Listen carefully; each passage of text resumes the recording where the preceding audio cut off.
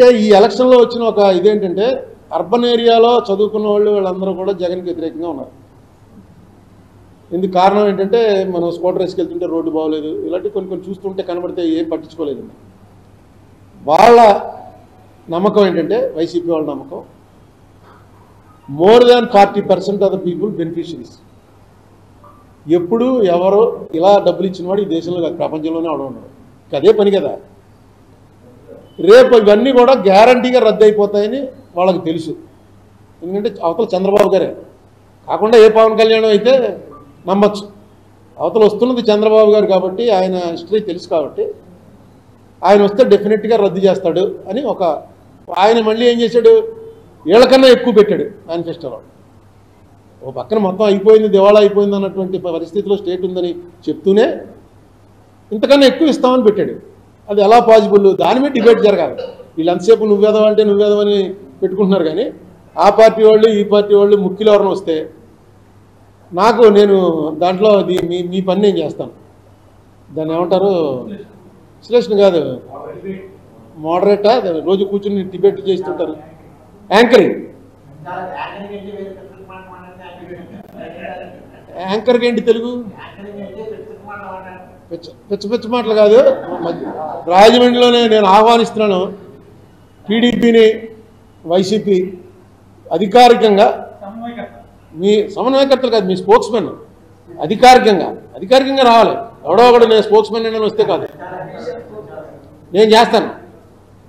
నేను కూర్చుని ఇక్కడే పెడదాం, ఎక్కడో కూర్చుంటారు. నేను నా ఎలక్షనే ప్రిడిక్ట్ చేయలేదు ఎప్పుడు. ఏం ఇప్పుడు అదే ఇప్పుడు వీళ్ళు జనరల్గా అధికారంలో ఉన్న వాళ్ళకి జనసేన తెలుగుదేశం కలిసిపోయా అనగానే కొంత షేక్ రావాలి. ఎందుకంటే డెఫినెట్గా అది చాలా డెడ్లీ కాంబినేషన్.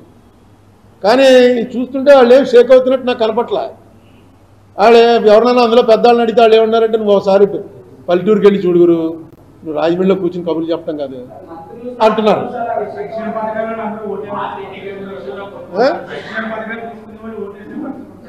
అని వాళ్ళు నమ్ముతున్నారు. అది ఇప్పుడు జగన్మోహన్ రెడ్డి ఎన్ని రకాల తప్పులు చేయాలో అన్ని రకాల తప్పులు చేసుకుంటూ పోతున్నాడు. ఈ సీట్లు మార్చడం ఇది ఆఖరిలో చెప్తారు, సీటు మార్చేసేవారు అని. వాడు ఏడ్చేలోపు నోటిఫికేషన్ వచ్చేస్తుంది, నామినేషన్లు వేసేస్తారు. ఇప్పుడు 2 నెలల ముందే మొన్న అయితే ఒక ఎమ్మెల్యేకి ఆవిడ ఎమ్మెల్సీకి ఓటేయడానికి వెళ్తుంటే పిలిచి చెప్పారు, అమ్మా నీకు టికెట్ లేదని. ఆవిడ వెళ్ళి వ్యతిరేకంగా ఓటేసింది, ఎమ్మెల్సీ ఓడిపోయారుగా. ఆ విజయవాడ అమ్మాయి నెగ్గింది, తెలుగుదేశం అమ్మాయి నెగ్గింది. ఉండవల్లి శ్రీదేవ ఎవరో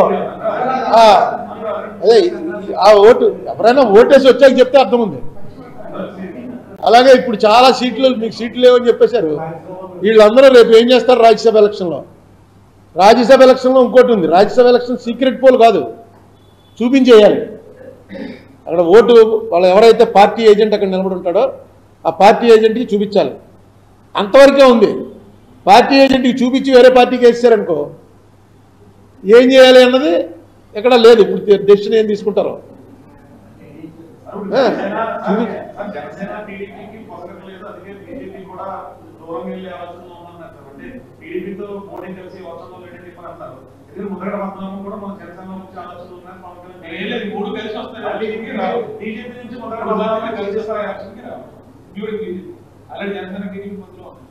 ఈ పొత్తులు కూడా ఇప్పుడు ఇదంతా కూడా మోడీ తేల్చాలి.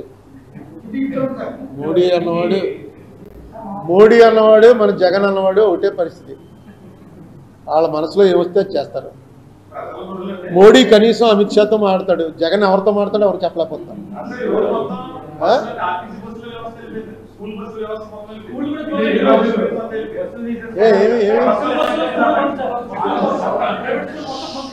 ఏంటి ఎందుకని మీటింగ్ తీసిపోయారనే మీటింగ్ తీసిపోయారా?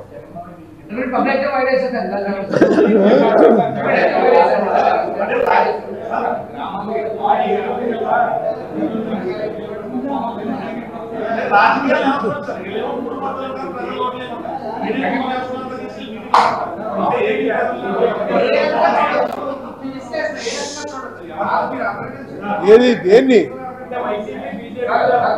అయ్యే రీసౌండ్ 1 by 1 అడగండి.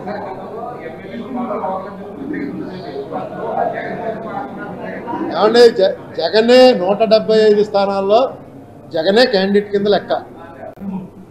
వేస్తే జగన్కి వేస్తారు, లేకపోతే జగన్ ఓడిస్తారు తప్ప మిగతా పార్టీల్లో కాదు. క్లియర్గా చెప్పేస్తున్నాడు అతను. ఏమో మరి ఆ ధైర్యం ఏంటో అతను సర్వేలు ఏమొచ్చిందో నాకు తెలియదు. కానీ మీకు రాజమండ్రి నేను నా ఉదాహరణ చెప్తానండి. 1900 మీరు అందులో మీలో సీనియర్స్ ఉండుంటారు. అప్పుడు 94లో నాకు అసెంబ్లీ టికెట్ ఇచ్చారు.